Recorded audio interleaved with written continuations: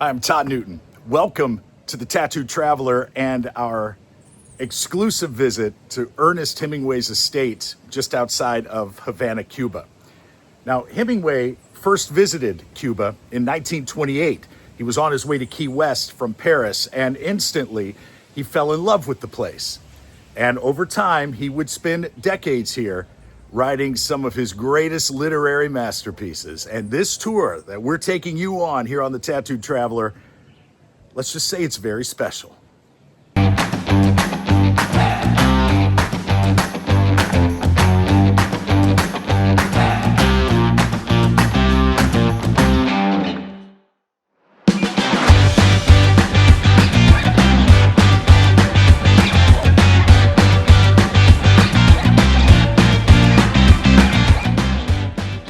When you think of Ernest Hemingway, you might picture a grizzled typewriter pounding genius with a drink in one hand and a story on his lips.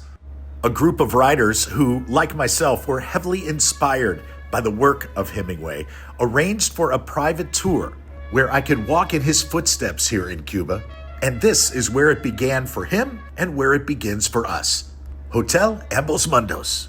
When he first arrived here on his way to Key West from Paris, he wasn't yet the Nobel laureate or larger-than-life literary legend the world would come to know. He was only 31 years old and already a rising star thanks to The Sun Also Rises and A Farewell to Arms. He was immediately drawn to Cuba and to the hotel, a 5-story pink and cream colonial building in Old Havana. He would make it his home base, room 511, a modest corner room here on the top floor at the end of the hall there. Being on the top floor gave him two things he felt essential: focus and distance. He was above the noise, but still in the heart of the action. That section of tile framed in gold there, original. How many times must he have walked across it and passed through this doorway and in to the legendary room 511.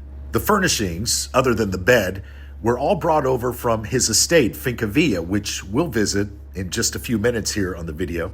Positioned right in front of that window, one of his royal portable typewriters, his typewriter of choice. He also had a Corona number 3, but he preferred the Royal. That isn't the actual bed that was here when he stayed here. Same size, but he moved into his estate in 1939, so many people stayed in this room after him. He often spoke of working with the window open. It gave him that fresh sea air, views of the harbor, and a sense of the hustle and bustle of Havana unfolding just below. He preferred to stand when he was typing, said it kept his mind sharp. So he'd either place his typewriter on a bookcase or use this desk. You see the knob there. He could raise it or lower it at will, depending on his mood. Peek inside the restroom, not much has changed there. When it came to his wardrobe, he often preferred utility over style and fashion, although he was known to visit a custom tailor from time to time, and he didn't mind spending money on that Louis Vuitton luggage there. These are actual pieces belonging to Hemingway. The exceptional deep-sea fishing in the Gulf Stream just off Havana's coast was something that drew Hemingway to Cuba. And this boat, the Pilar, we will learn much about when we get to the estate. And this photo is very special. He is reading the telegram informing him that he has won the Nobel Peace Prize. Yeah, room 511, filled with pieces that were utterly absorbing. Next, my guide hailed a bicycle taxi, and we were on our way to El Floridita. Founded in 1817, it's certainly a favorite here in Havana, and it's recognized as one of the most iconic bars in the world, and of course, the birthplace or the cradle of the frozen daiquiri. This place became a second home to Hemingway, and legend has it, he once downed 50 daiquiris in a single sitting, and his presence is still felt today. There is a bronze statue seated where he always sat at the end of the bar. Perfect pose, just leaning casually as if awaiting that next round.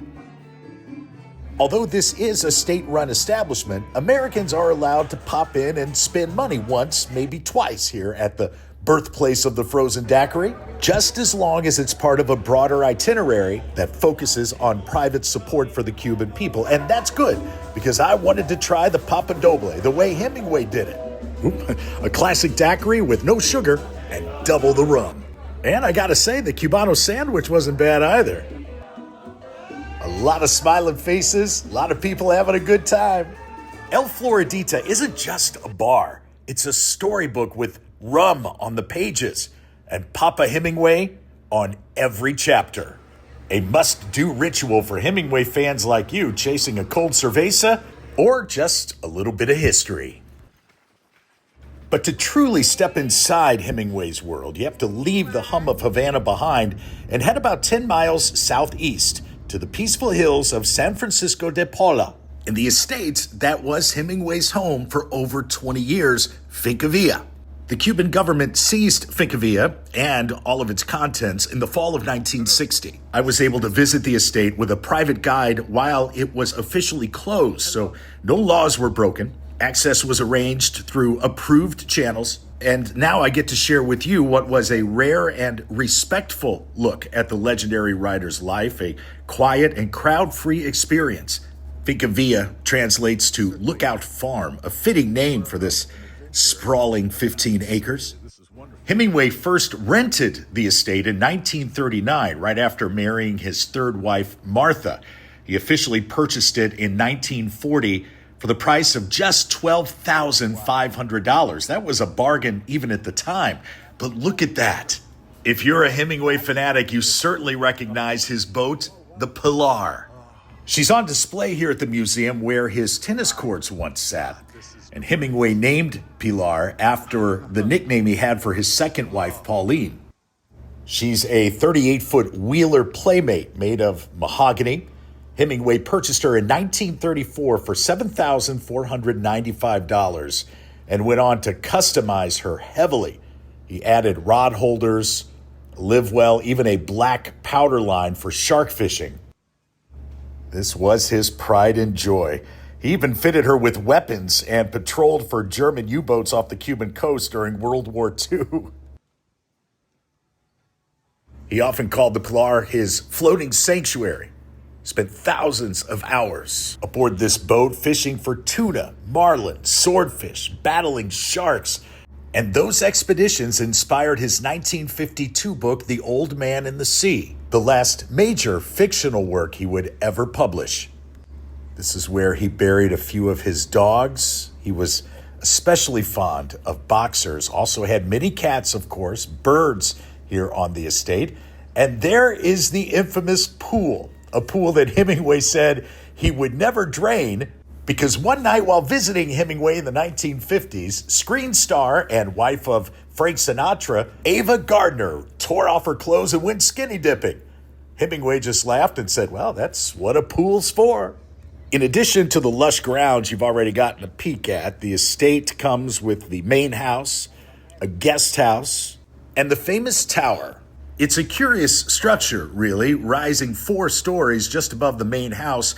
It was constructed by his fourth wife, Mary Welsh Hemingway. She intended it to be a peaceful writing retreat for him, complete with a study and panoramic views of the Cuban countryside. She hoped the elevation and the solitude up these stairs would inspire Hemingway to focus and regain some of that creative energy that had begun to falter.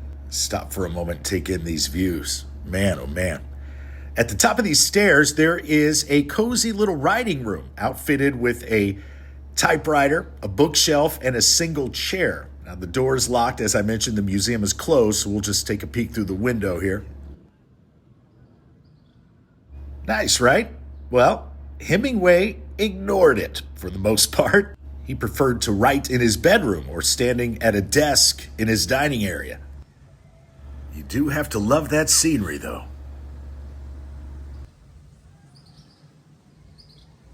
Make our way down to the guest house now. If and when you ever decide you'd like to take the tour of Finca Vigía, know that visitors are not allowed to go inside the Hemingway house. You do this. You walk around and peek in the windows. This was his bathroom. You get glimpses into every room. Next to the bathroom is his closet, preserved exactly the way Hemingway left it in 1960. Hemingway was a voracious reader, kept over 9,000 books here at Finca Vigía.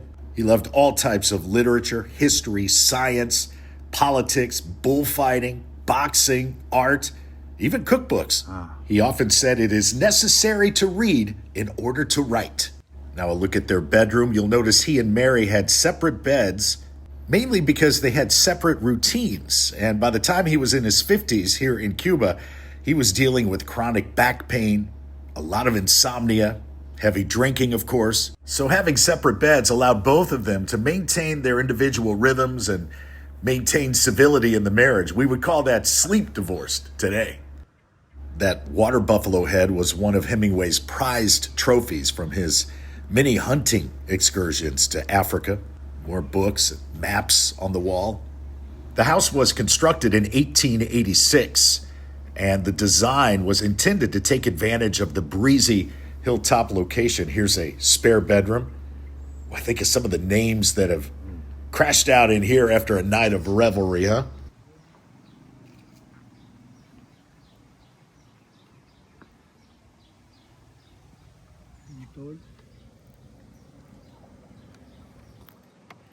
This is the main living room, another trophy on the wall there, or sitting areas, I guess it was often referred to as. The house was built with thick masonry walls and high ceilings to fight the heat and humidity. You see that a lot in tropical colonial architecture because it helped keep the home relatively cool before air conditioning.